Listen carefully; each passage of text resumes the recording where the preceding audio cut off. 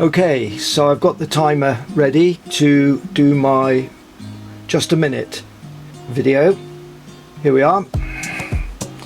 Now, I've been trying to do a just a minute video on a topic of woodworking once a week, and already I failed because on Sunday I was abroad. I actually had the first holiday in, I don't know, 3 decades. I went to Prague and I met the love of my life. So I'm not actually in much of a mood to talk about woodworking, but rather than disappoint you, while I was there, I was in a local market, and this local craftsman, I bought this from him. I mean, isn't that wonderful? And you can guess how that's been made.